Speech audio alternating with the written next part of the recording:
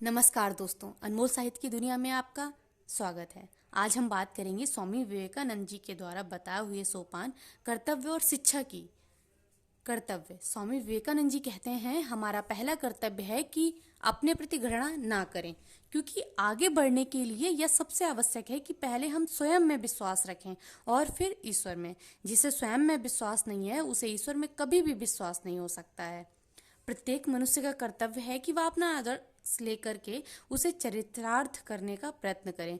दूसरों के ऐसे आदर्शों को लेकर चलने की अपेक्षा जिनको वह पूरा ही नहीं कर सकता, अपने ही आदर्श का अनुसरण करना सफलता का अधिक निश्चित मार्ग है। जो कर्तव्य हमारे निकटतम है, जो कार्य अभी हमारे हाथों में है, उसको सुचारू रूप से संपन्न करने से हमारी कार्य शक्ति बढ़ती है और इस प्रकार क्रमशः अपनी शक्ति बढ़ाते हुए हम एक ऐसी अवस्था की भी प्राप्ति कर सकते हैं जब हमें जीवन और समाज के सबसे ऊंचे और प्रतिष्ठित कार्यों को करने का सौभाग्य प्राप्त हो सके। प्रत्येक कर्तव्य पवित्र है और कर्तव्य निष्ठा भगवत पूजा का सर्वोत्कृष्ट रूप है। जब तुम कोई कर्म करो तब अन्य किसी बात का विचार ही मत करो, उसे एक उपासना के बड़ी से बड़ी उपासना के रूप में करो और उस समय उसमें अपना सारा तन मन लगा दो। यदि तुम किसी मनुष्य की सहायता करना चाहते हो तो इस बात की भी कभी चिंता ना करो कि उसका व्यवहार तुम्हारे प्रति कैसा होना चाहिए। यदि तुम एक श्रेष्ठ और उत्तम कार्य करना चाहते हो तो यह सोचने का कष्ट मत करो कि उसका फल क्या होगा। निष्क्रियता का हर प्रकार से त्याग करना चाहिए। क्रियाशीलता का अर्थ है प्रतिरोध।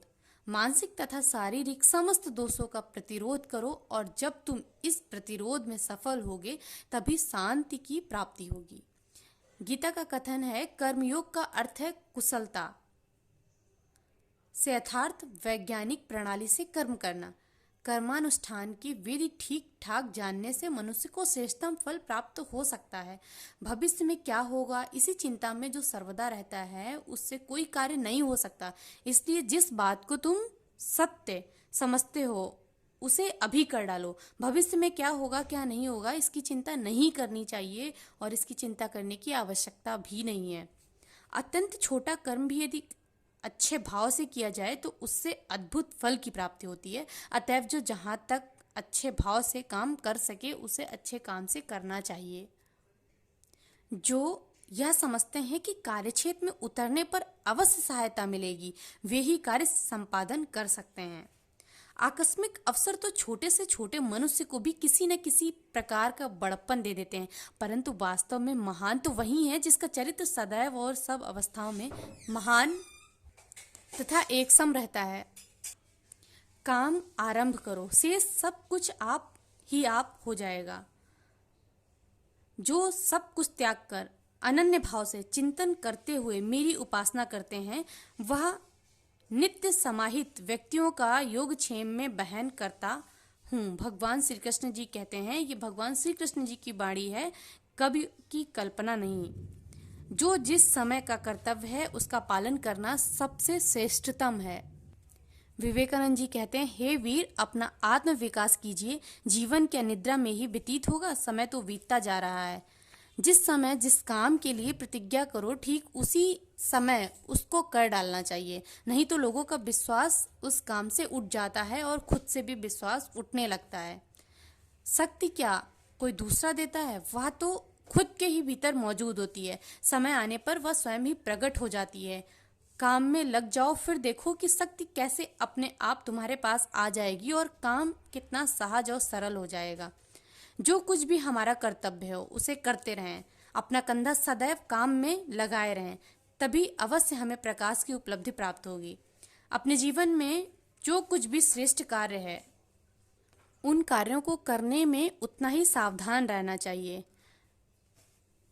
विवेकानंद जी कहते हैं कि जितना हो सके उतना अपने आप को अच्छे कामों में लगाए रहें।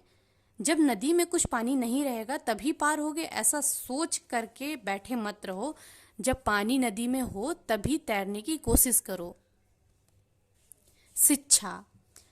जितने दिन जीना है उतने दिन सीखना है। एक बात अवश्य ध्यान में रख लेने की है, जो कुछ सीखना है उसे अपने सांचे में ढाल लेना है। अपने असल तत्व को सदा बचाकर फिर बाकी चीजें सीखनी होंगी।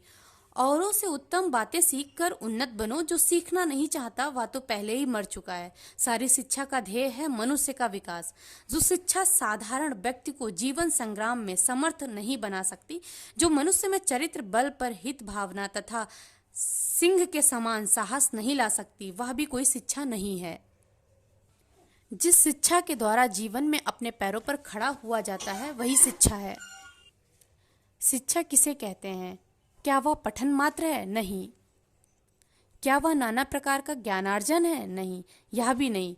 जिस संयम के द्वारा इच्छा शक्ति का प्रवाह और विकास बस में लाया जाता है और वह फलदायक होता है, वह शिक्षा कहलाती है। जिस शिक्षा से हम अपना जीवन निर्माण कर सकें, मनुष्य बन सकें, चरित्र गठन कर सकें और विचारों का सामंजस्य कर सकें, वही वास्तव में शिक्षा कहलाने योग्य है। धन्यवाद।